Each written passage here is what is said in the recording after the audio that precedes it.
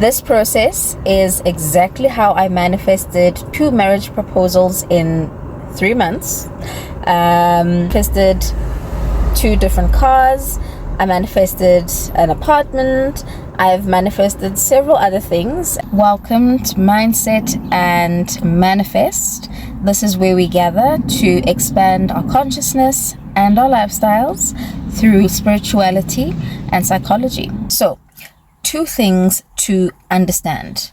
There's you, and then there's the universe. What you need to understand is your internal makeup, and also how the universe is built and how the 2 are perfectly created for co-creation. First thing, it's important to understand that your body is a vessel, meaning your body is a carrier. It carries what?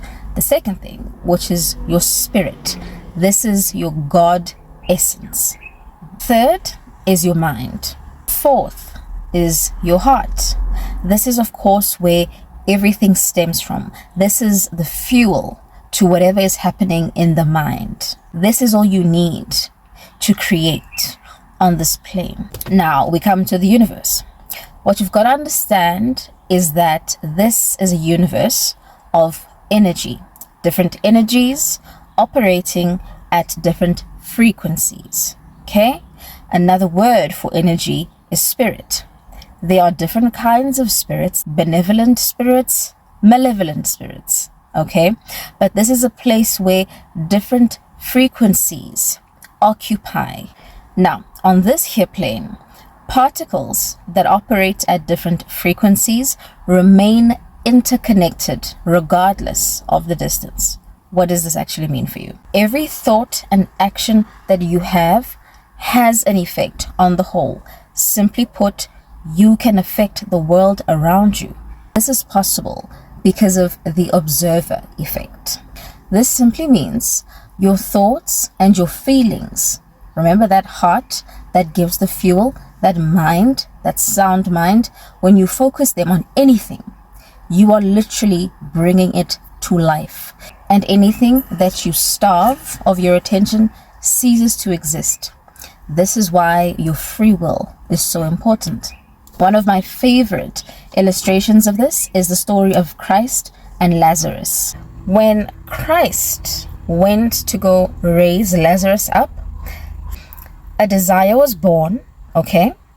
Then he set an intention, okay? Once he set that intention, then he spoke it into existence. Think of it this way. Because God is spirit, when we commune with him, we speak into the spiritual realm, right? When he answers us, he responds in the physical, in a tangible way. So that means he made a decision and he decided, this is the reality I am choosing. This is the reality I'm going to resurrect. Okay? This is what I'm choosing to observe. Okay? If there are many possibilities of the reality that I can experience, he decided, this is what I'm going to experience, this is what I'm choosing, this is therefore what I am expecting.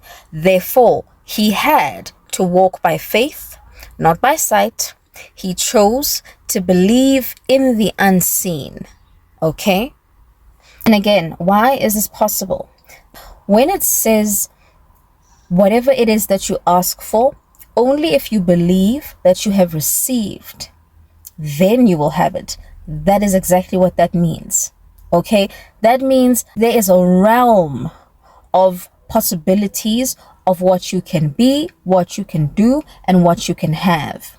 And this is, I think, one of the best illustrations of that.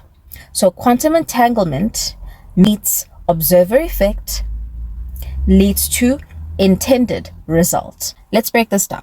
We're going to start with the desire, right? This is where you come into asking, okay? The only reason that you ask is because you realize, you observe that there is a lack of whatever it is that you want or need at that time. Okay, that's okay. There's a lack. I see it. I feel it. It doesn't feel good to me. I need this to change. So you ask. The immediate next thing to do is stop acknowledging the lack. Okay? You've got to stop acknowledging the lack. What you have realized at this point is that this version of me does not have what I desire. So what do I need to change? My focus, not of the desire, but my focus of my state, my focus of the version that I am embodying. So I no longer choose to observe lack, which means I cannot embody lack. Okay? Think of it this way. When God created the earth, right? When he created the world, it says, he said, let there be light. And so there was. He didn't stay in the lack mindset of, oh no, there's no light. No. He observed it, but then he went, let there be light. Then he got to creating. That is your job. That is what you do. You shift your focus. All it takes is you realizing that, okay, I don't have this, but I want it. As soon as you do, shift your focus.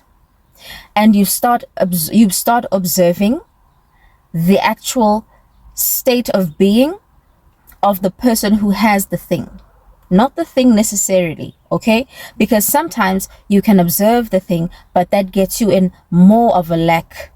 Because again, much like Christ and Lazarus, once Christ spoke to God and he declared and he decreed and he got on his way, he had to embody the state of being of the person who would help Lazarus rise up, right?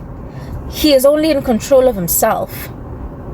And how did he get into this? How do you do this? You've got to remember a few things. One, there is polarity.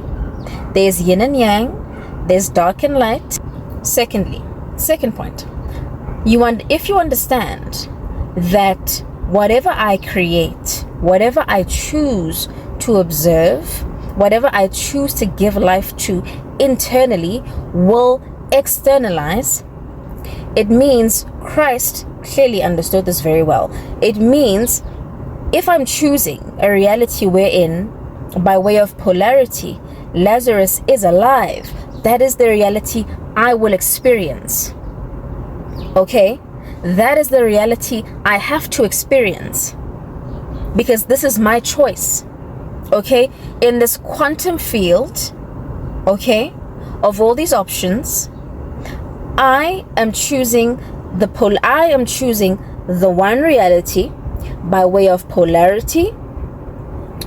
But third thing, also by way of what I am causing, right?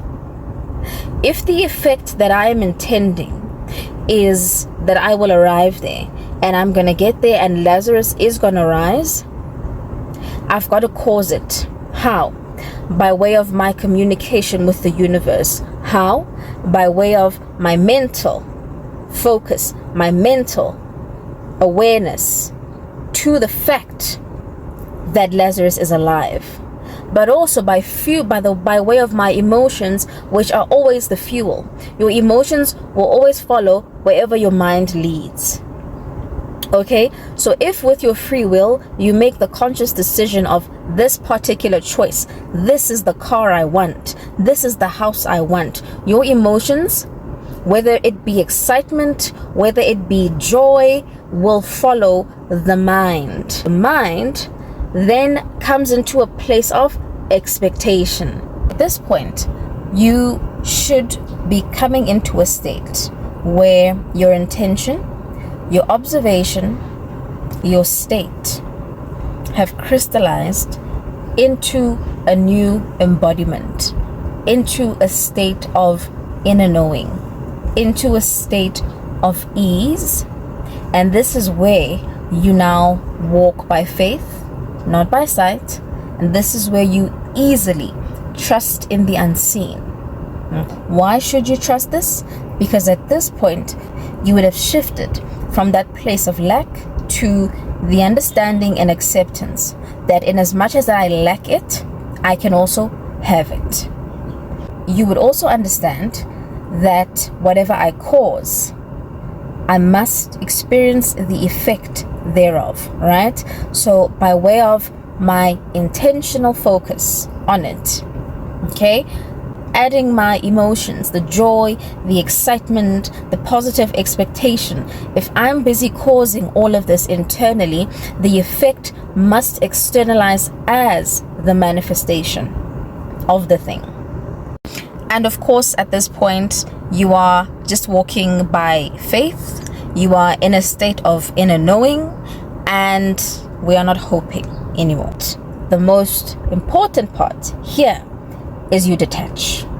So you stay in this state of giddiness, positive expectation, but then you drop it.